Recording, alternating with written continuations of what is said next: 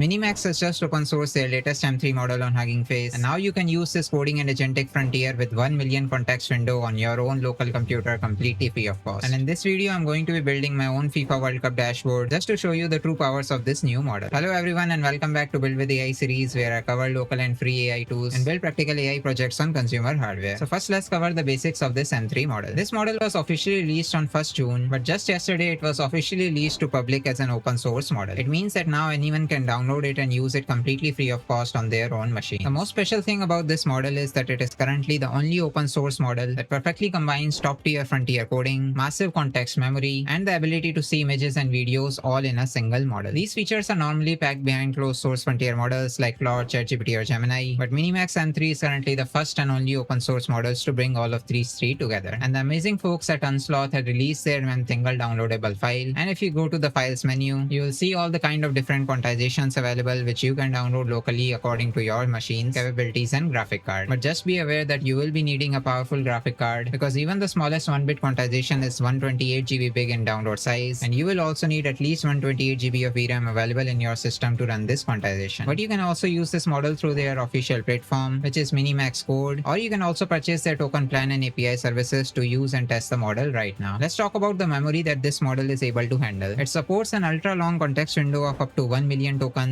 which means you can feed in hundreds of PDF books or your entire software code base in the single prompt, and it will never forget any of the details. They have achieved this massive memory by using something called MSA, which is MiniMax Sparse Attention, which will make the AI special attention to relevant parts of your prompt and the references, allowing it to use only a fraction of your computer's memory. Usually when you give AI a huge document, it will do a full attention on all the content, which will make it super slow and also require a huge amount of memory to process. This alone makes the whole process quadratically computational complex, but the MSA architecture in this M3 model completely skips the fluff and partitions the data into clean relevant blocks. And because of this smart filtering, the computation power that is required is just 1/20th of the previous generation model. It reads the prompts 9 times faster and also generates answers 15 times faster in the decoding stage. And when it comes to the coding capabilities, M3 shows significant improvements over the previous M2 model and approach the level of the leading closed source models for fixing bugs, building websites, or optimizing your backend systems. On the SWE Pro benchmark, which measures how well an AI can solve the real GitHub issues, it scores an impressive 59%, which is at par with the closed source models, which means it doesn't just write some simple scripts but can also handle the real messy complex codes that are available on GitHub. And I'm going to test this same capability with my own test case, where it has to code an entire visual dashboard. This is the historical FIFA World Cup dashboard that I'm going to give it. On Kaggle.com, all such kind of datasets are readily available for you to download if you want to build some data visualization or analysis project. For now, I'm going to this FIFA World Cup complete dataset, which has all the information from 1930 to 2026, and specifically I'm going to download the file which has all matches details of all the 123 games that are played across every World Cup edition, and it has key details of all those matches like the teams, final score, stage, venue, city, country, and date. So I'll just download this data by just clicking on this download CSV option, and now I'm going to feed it to the MiniMax model by just going to agent.minimax.io, and I will attach this World Cup all matches.csv file here. Now I'm going to give it this prompt which will define the role for this AI, that it has to act like an autonomous data scientist and a frontier engineer. I'm assigning data scientist because it has to understand all the data that I am giving in this CSV file, and then as a frontier engineer as well, because it has to build the final dashboard. Then it has to showcase the advanced context reasoning and the visual coding capabilities that it has. First, it has to read the attached WC all matches.csv file, extract the most compelling historical insights, compile everything into a single standalone HTML file, just so that we can share or upload this HTML file directly to our websites or portfolios. Then it has to build a highly creative, interactive, and visually stunning multi-panel dashboard incorporating CSS and the JavaScript as well. And as I'm asking it to build a single file, I'm going to tell it to embed the analyzed data directly into the JavaScript, just so that the final file is completely self-contained and ready to open instantly in any browser. I'll be putting the full prompt in the description and pinned comments below as well, so you can directly copy and test this prompt or modify it according to your own needs. Now just ensure that the MiniMax M3 model is selected here and press submit. So now it is analyzing the cricket data and building a stunning interactive dashboard. It has extracted that there are 22 World Cups, 184 matches, checking the key insights, and now it has the complete picture, and it is now building a step-by-step multi-panel dashboard. And now it has given me the full WC dashboard.html file, which I can directly preview in this same tab, or I can download it and open it in my browser directly. So you see it has given a nice visual dashboard here with the title properly formatted, that this is a 92 years of the World Cup history. It has given a subtitle as well, that this is a century spanning data diving into the football's grandest theater, from a muddy pitch in Montevideo to a 3-3 stunner in the Lusail. And it has listed everything from goals, upsets, dynasties, heartbreaks, everything everything charted. So there are total 184 matches, 646 goals, 13 goals highest scored in a single match, and the teams who are hosting are winning 7 out of 15 times. Then in the section 1, it has given the pulse that how many goals are scored across the tournaments. So you see earlier 1954 had the highest goals scored, but now also it is on a steady increase over the past few years. Then it has given some anomalies as well, that Switzerland produced 5.29 goals per game, which was above average, and it has given the key insights that what is the most goals scored, which is 70 in 1954, least is 10, which is in 1990. Then there are some more anomalies related to the Hungary, Australia, Switzerland quarterfinal, Italia 1990, who only scored 12 goals in 9 games with 3 goalless games, and a final settled by a single Grammy penalty. And if you move to the second section, it has given the biggest blowouts in the World Cup history, with the matches having the highest margins of win between the two teams. So here the 1954 Hungary and South Korea game with the 9-0 scoreline is there, and there are some other blowouts as well. And here the one of them I have also watched live, which is this Brazil-Germany 1-7, which was such a shocker because it was the home soil of Brazil. Next section is talking about the goal scoring dynasties, where the teams with the most goal scores across all the World Cup tournaments are listed, like Brazil, France, Germany, and Argentina. Here also it is given some 3 things that are standing out. Brazil is dominating outright. Germany have 2 different teams like West and Unified, making them statistical juggernauts. And Argentina, France are nearly tied, 2 countries, 1 rivalry, 1 trophy each in their datasets span. And then it has talked about the goals per game. Brazil is having the most here, which is 2.23, and again leading the pack here. And it has also talked about the top 3 teams with the highest goals per game, and again Brazil is leading the pack with 2.23 goals per game here. Section 4 is talking about the host mix fortune. So it has listed down the teams with the most wins as hosts, and Italy is having the most wins as hosts here, followed by Brazil, France, England, and Argentina. Then there is the curse of the host, which is 2010 South Africa. They just drew 1-1 with Mexico in the opener and just exited in the group stage. Then in 2022 Qatar, they also had the ultimate embarrassment. They lost to Ecuador in the opening match. They had 0 points out in the group stage. Then there are some hosts who had actually won the tournament, like Uruguay, Italy, England, Argentina, and France. And it has also given the iconic moments decade by decade, listing down the famous matches like the first ever World Cup match in 1930, first ever World Cup final between Uruguay and Argentina in 1930. Then it has given some key matches across all the tournaments, ending with the final of 2022, which was Argentina and France 3-3. And it has also listed this as the greatest of all time final. The next section is the throne, every final, every champion. So there are 22 finals, 22 trophies. Brazil is leading the pack with 5 trophies. Germany, Italy are following with 4 in the dataset. The next section is talking about where the goals are scored. So as expected, most goals are scored in the group stages because it has the most number of games. But semi-finals are also having high number of goals as well. And it is also given the average goals per match by stage. But here, as group stages have higher games, the average will be lower. And as the final is just a single match, the average of that would be higher. Finally, it has given a footer that it is built from this World Cup all matches.csv, which is having 183 matches across 22 FIFA World Cups from 1932-2022. So we saw how this model is able to capture all the statistics and key insights from the data I had given, and also build a visual dashboard perfectly by the given data. And I didn't have to write a single line of Python code, and I have a data scientist and a frontier engineer with me, completely doing all of my work by itself. This proves that the frontier coding claim that the MiniMax M3 model claiming isn't just a market hype, and it can actually deliver a completely standalone, production-ready front-end asset in seconds. So that's the new open source MiniMax M3 model, which is an absolute beast for handling messy files and write incredible code entirely on its own. I'll be putting a guide in the GitHub link in the description and pinned comments. The README file will have all the official resources with the blog links, how to download the GGF weight, or how to use this model with the live crowd playground that I have done today without downloading it in your own system. And for local deployment, you can follow these steps, where you first need to download the GGF file, then create a custom model file in your own system, which will point to the GGF file and register this model in the Ollama directory. And you can directly use this model using Ollama run queries, or use Ollama.chat in your Python code and directly use it in your AI projects. And second option is to use it directly on agent.minimax.io. You just need to create a free account or login, and you can directly chat with the MiniMax M3 model or upload your datasets and build any projects. Then I've also put the link to the dataset that I have currently used in the video and the prompt that I had given to the MiniMax 3 model. So just grab them and start experimenting with this open source piece. Let me know in comments if you have some more suggestions for me to cover more such AI models, and follow the channel for more AI builds, updates, and workflows.